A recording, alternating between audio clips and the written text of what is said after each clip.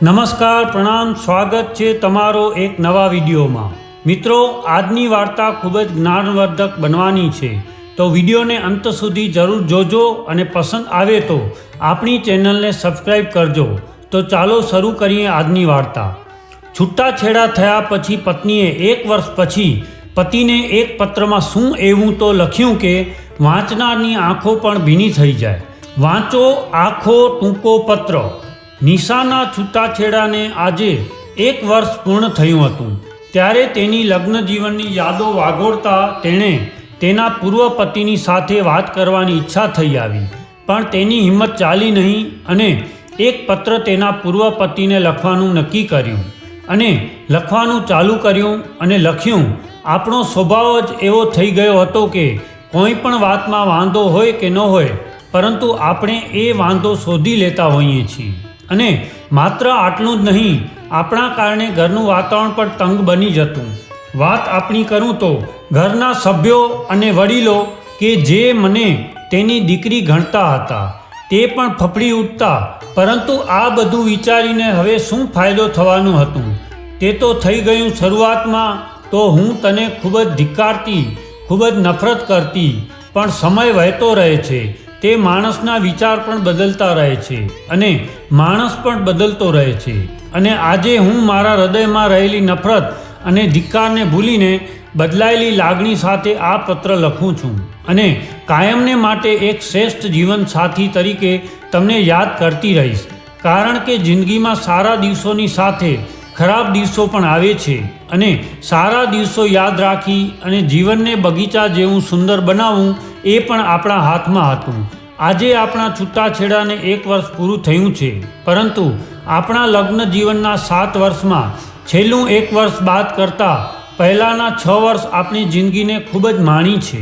પરિવારના બધા સભ્યોનો સ્વભાવ, પ્રેમ અને લાગણીભર્યું વર્તન અને મારું સન્માન એવું રહેતું જાણે સ્વર્ગમાં રહેતા હોય તેવું સુખ ભગવાને આપણને આપ્યું હતું, જે મને કદી પણ ભૂલાશે નહીં અને હવેની જિંદગીમાં મને એવા દિવસો ભોગવવા મળશે પણ નહીં।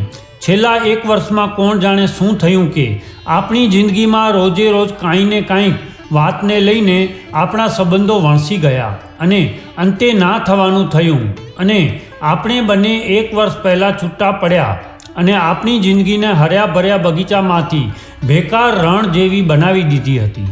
હવે વિચાર આવે છે કે 6 વર્ષ સુખના યાદ રાખવા કે 1 વર્ષ દુઃખનું। પહેલાં 6 વર્ષનું સુખ માણતા માણતા આપણે ક્યારે એકબીજાની વાતોમાંથી વાંધો કાઢતા થઈ ગયા છે એ મને હજુ સુધી સમજાતું નથી, પણ નાની નાની વાતોમાંથી આપણે એકબીજાની લાગણી સમજ્યા નહીં અને એકબીજાથી દૂર થતા ગયા અને અંતે છૂટાછેડાના રૂપે પરિણામ આવ્યું। ક્યારેક ક્યારેક હું આપણા જીવનની સુખોની યાદોના ફોટા લઈને બેસું છું, ત્યારે આપણા મસ્તી કરતા ફોટા, હરવા ફરવાના સ્થળોએ પાડેલા મસ્તીખોર અને રોમેન્ટિક ફોટા, એકબીજાના પ્રેમ અને લાગણીમાં મશગુલ થયેલા ફોટા, આ બધા ફોટામાં નજર કરતાં કરતાં હું પણ એ સુખની પળમાં ખોવાઈ જાઉં છું। પણ જ્યારે ફોટાને પાછા રાખી દઉં છું ત્યારે એમ થાય છે કે કેવા માણસો છીએ આપણે, આટલું બધું સુખ ભૂલી અને નાના દુઃખમાં છૂટાછેડા કરી નાખ્યા અને નાની નાની ખરાબ વાતોને આપણા હૃદયમાં સંગ્રહ કરી રાખીએ છીએ અને જેને હૃદયમાં રાખવાનું છે એ સુખને આપણે ફોટામાં રાખી દઈએ છીએ, પણ એ હવે આપણી બંનેની લેણી દેણી ઉપર આધારિત છે। હું જેમ ખરાબ દિવસો ભૂલી ગઈ છું તેમ તું પણ ભૂલી જઈશ એવી આશા રાખું છું અને જીવનમાં કરેલી ભૂલોમાંથી શીખ લઈને આપણે હવે બંનેના નવા જીવનમાં મળતી ખુશી સાથે શાંતિથી જીવી શકીએ, કારણ કે આપણા ભૂતકાળથી મોટો શિક્ષક દુનિયામાંથી મળી શકશે નહીં। આપણા જીવનમાં આપણે જ સમજી વિચારીને દરેક પગલું ભરવાનું છે। આપણા છૂટાછેડા થયા કારણ કે આપણને નિભાવતા આવડ્યું નહીં। જેમ નદીમાં નાહવા પડેલ વ્યક્તિ ડૂબી જાય છે એટલા માટે કે તેને તરતા નથી આવડતું, એમ જ કોઈ પણ પરિસ્થિતિ સમજ્યા ત્યારે જ બને છે જ્યારે આપણે તેની સામે લડતા નથી આવડતું।